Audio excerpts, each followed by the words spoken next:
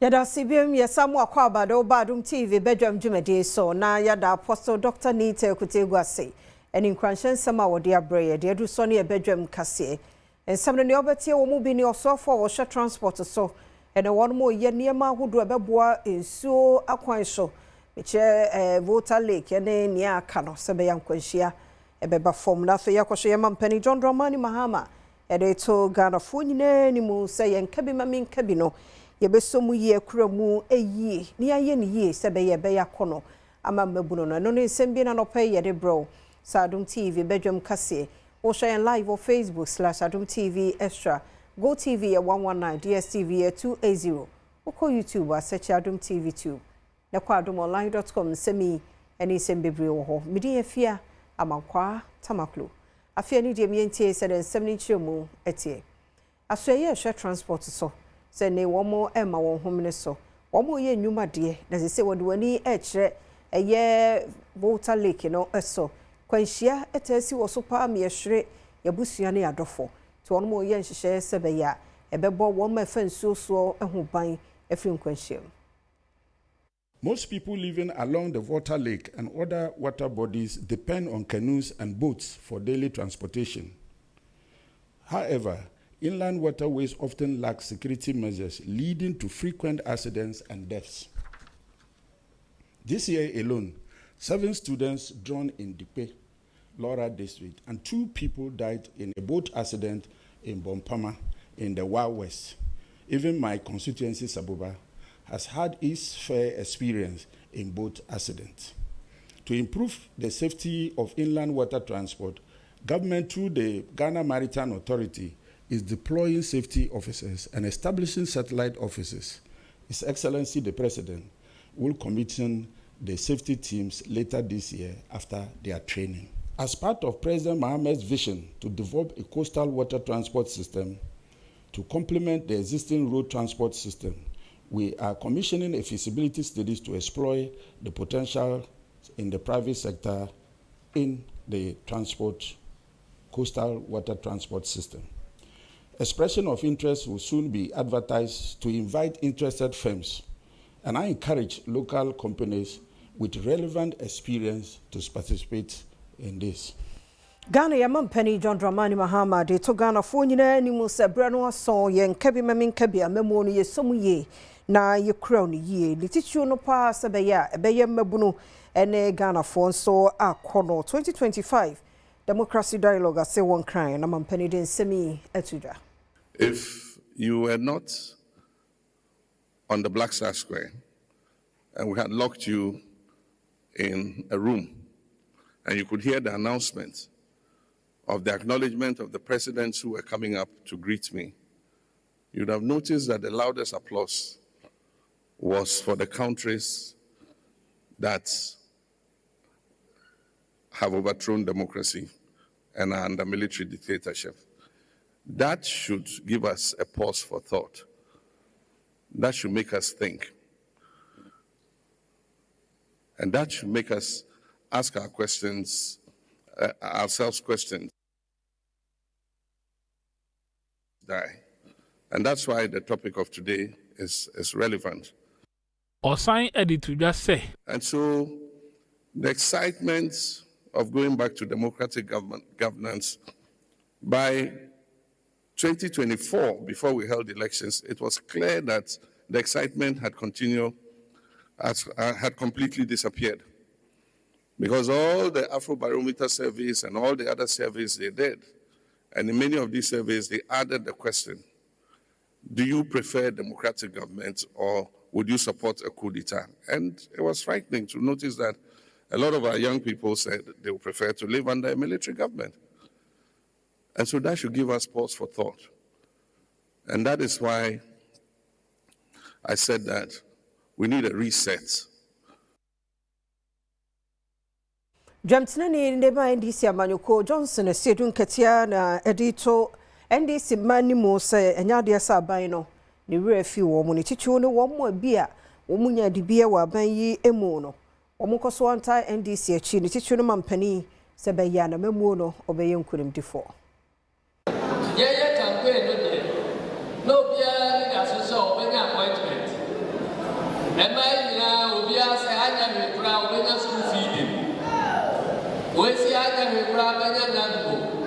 Nadia will grab health insurance. I wish you for no clear what they said. Appointments, they don't do any real so. Until check said that Nipa will be one year. 18 minutes said, fire appointments here fast, fire fast, DC, fire fast, send that health insurance, school fee, dinner, and no piano and mobile so. Now, you would say, I put your so proud. And yes, sir, you better a Bible while bringing appointment. A chance said, you prefer say a Bible. We or sign at the Sedansem eto one manim say Omaya Jumaden pa now do one who is ho eto one watch now one more airboa mamma you could no man penny so I didn't know every jan and naso. Car and say, and fat profitable. This a car, I say, and let you know, say a car, don't say, dear, as I say, Yabema at was why in Tuma. This would be a young say. Ampanyampa said that for Jesus Kabi, essay, and my other could be ruby from. Said a few of us are there, and yet, as I say to one of them, say for and about said, and said, don't want 1 year, why you put 1 year pa. And Ranya Nicoradia was Santamantamo, a Yakuma City too. Sadiam Cofo, a fumo, a didracofi. If you said none penny say mo BMP,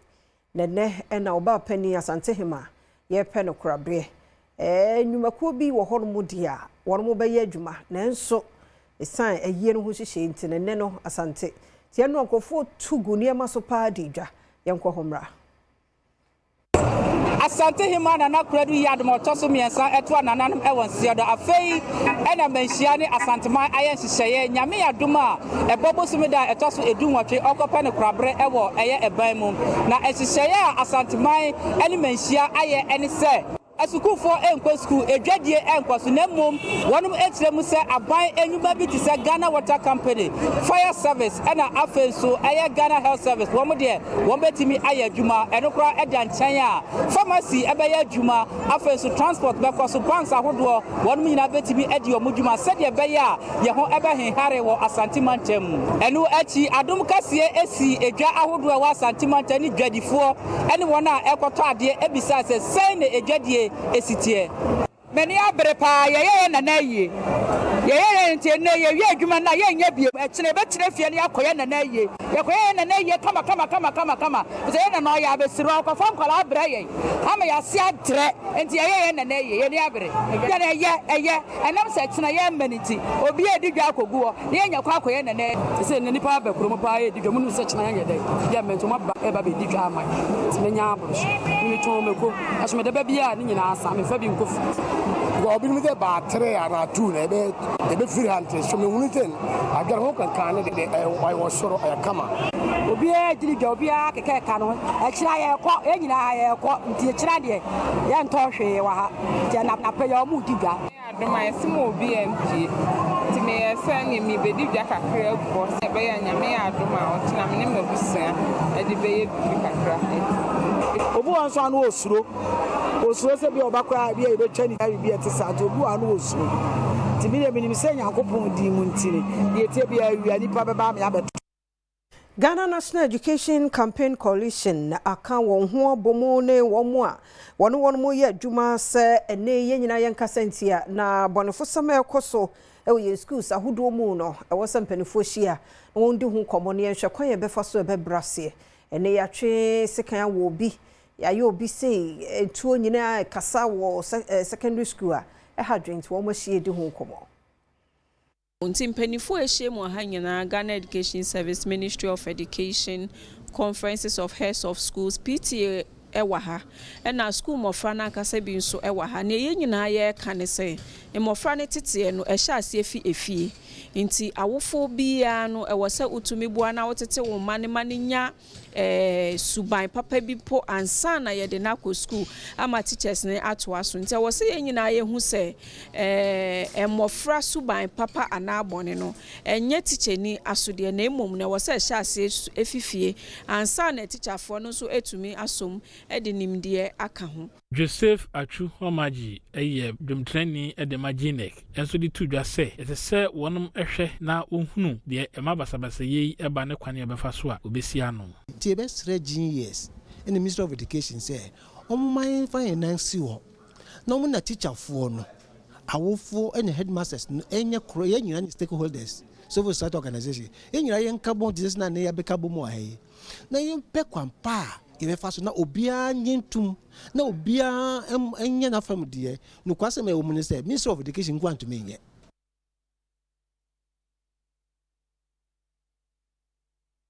Adom TV Badwam kase na oguso ehwe no na nsenya nhwehwemu bi akoso ma betodwa se air pollution emframa aseye ye hume niema ensem fata no ekum nipa kase pa sene empo HIV malaria eneka enkwanhia emunsem eni. We tend to overlook the consequences of the polluted air that we breathe. And because sometimes it's unlike accidents and malaria, you can basically attribute the effects of those things. But we have recorded a number of deaths related to cancer, respiratory diseases, asthma. All those are attributed to the quality of air that we breathe. We don't go to the root cause of what has resulted in the asthma and the respiratory diseases, and so we overlook them. But the combined effect of all those diseases and the resulting air pollution that has attributed or led to those diseases is what the Ghana Health Service has identified as having contributed to these effects. And so the results of our study identified all those combined effects to identify the number of deaths that Ghana Health Service reports on annually having caused. And when you compute the data, the deaths that are resulting from the various effects of air pollution tend to top the charts. Wasan edi atudwa se hu be hia pa se assembly sawodo a wo mo ewon kran eye lankwantanan bebi a wo mo ye research no Zongo Junction Atomic Kaukudi ene assembly sawodo bi ewon kran ha no enwe se action plan eniema wodo a mo de begu akwam ebema nwusie abrase no wo mo mfa sa niema no enwu akwam se ne ebema owoi abrase. But also the monitoring allows them to see whether they are going towards the right direction in terms of reducing their air pollution. So the air quality action plans that we supported them to do, and each municipality prepared its own air quality action plan, which is supposed to be integrated into the medium-term development plans. So we had about 13 municipalities, each preparing their air quality action plan.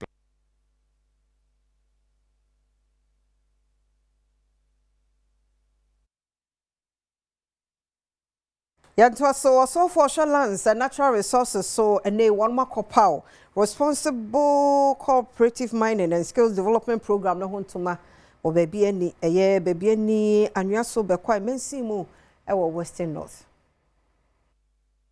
Mbrada because yeah ko ye nim no na ye hye niema anye yi cooperative mining na be person be the level ni share da.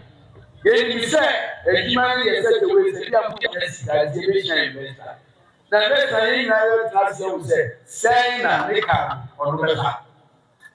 na ye ya ye say ejimani ye say ye kita whole issue ye ejima ye make sure say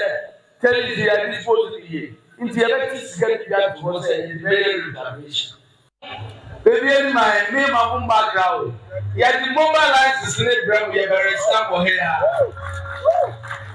Eho enatitinani a woda bibi ni anwa so be quite small scale miners association ano edugen fee enso ehye ne nwanum nyina nkran se wonom mfa kwampa so won fendi wodwuma nyina se ne be ya wonom nkoye se ne afoforo eya wonom ede sei enema ewo manyi emu omo nyina mre Ghana fo e minister kan we Ghana ni body a wo kwan se wo so yere utimi nya dances na wo ye adwuma e bi ko ala bia wo na nye red zone but we say one my cool into so lands in a year. And yet, but you have to climb. I'm a 200 about to my lands. You couldn't catch your power and cry. You might be was a cry. Yet a corner and penny for betting I said, it's a man cry. Well, could simply for one class. No, my boy, why you were doing.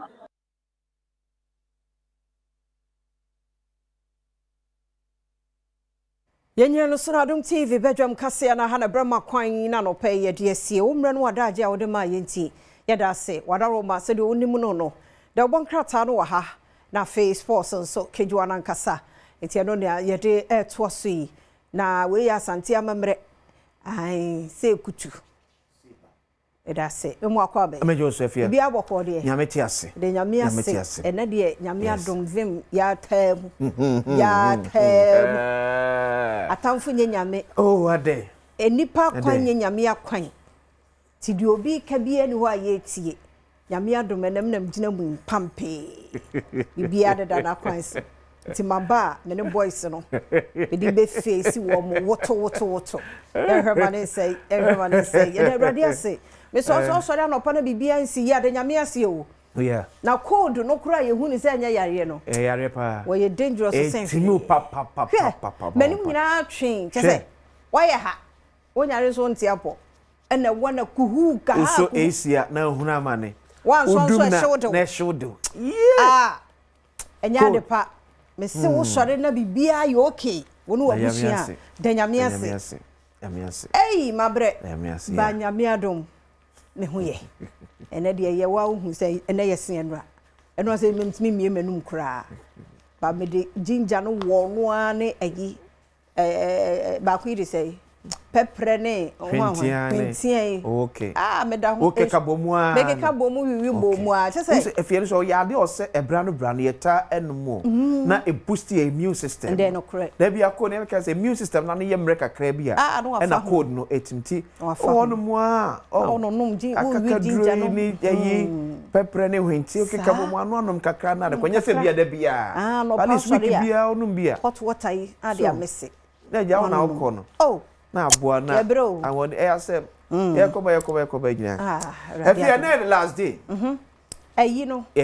asante doteye ya de ama ASANTEHEMAA ena eda etwato na ne de abrewa eko ekura na all kana nanom ho ni akoso atai asanteman ene oman Ghana echintine ubi awo asanteman afade akade bia sene ohwe medie asanteman colors ne green black yellow so ti eno ne asanteman colors eno no eti uwo ne sana eti wo hwe ne oda enmu eda sebre osebosi otosmienu asanteman po hine ya ofiri mu na nse ya no tudo wo ohima bi una ohine bi ya wo afiri mu a uni haw ne wo nyina yesa wo make sure say asante akade no ewom asante akade se kutu seba ewom na ade aye wadwuma etinu ano etine no ye hye se na pedifo ahya to no yempie anadwo brem nkoye bibia gedegede bia but ya makonya se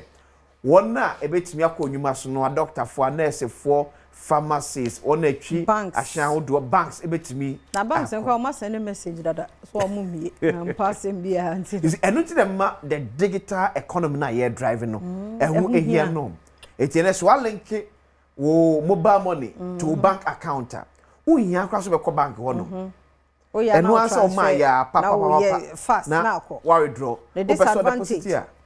na adeko the disadvantage wo mu a ne se ma withdraw too much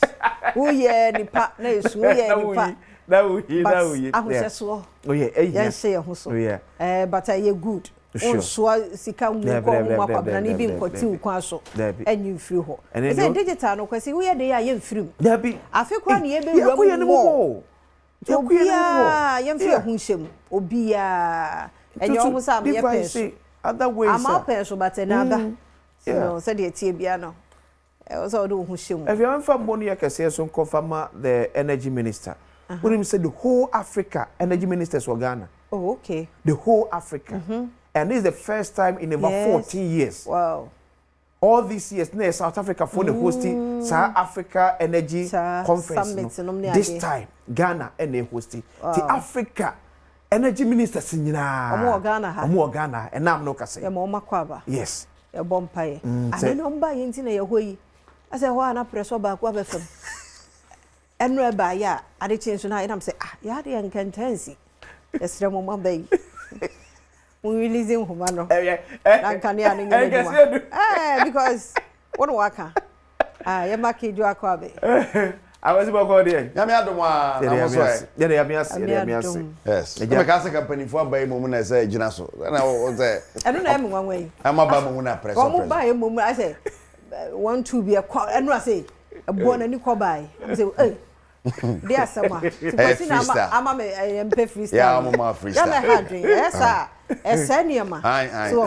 eni nyina no eye on budgeted woto wa plan no ho na afi ubehwe na AC blow TV ayi asa captain kwan kura be say no what ya and so system no ayi shada anya boko sa ti ade a won plan ya e wo se ho na woto ya na me eni ha ne ti e be sere ni die mu a energy minister sa mudum no but I say e ko na baba ko e dangerous but to be honest if you also hwemu ananse so de enka as a better patches send you Samantha go me complaining me hode ye gina na so but just 2 days e be yes ade no maybe or say easy for to any action yeah that has been there every day wow and e be am me mo be am tidi no ma be sese it is say you wo be say baby awo no uso ma de kaka ebia na nyina na national issue ebia na ye community and area specific etunu ECG o no a waka je bia have your local maybe bia emu akofa ne ma bi abeka load na area mu ama load ni door so chain load no so mo sa eka so ho no ye he ne mo di bia say okay it's like oh uradi yesu santo ti yesterday ECG for no Staba Santo for say is legal his Santo his beer baby is legal be his beer baby na say o ma me ewu na so yare a o te Santo o say ho dey say Santo ti e be say ECG to e he a fi do say majo e say o kwa ni me bi ata ho ya majo we akazi it's a ECG for omo fa ko Santo omo fa majo omo fa is legal his he na omo hwe ma wi yes we like what the pen for ayasemo mama mo area pen for en such area omo ye ti mu ya ni no be the hills atware ho so ka say me who are what for say yes kwa benya side o nyina say yes wo yi sama hills alama sama and e go komremle hills so ye we yeah boy me somebody kwasi enye mu ma kedwa na o fa gudie mu nsam no to aso pacho wow so ya so mo ko komremle hills na ye to aso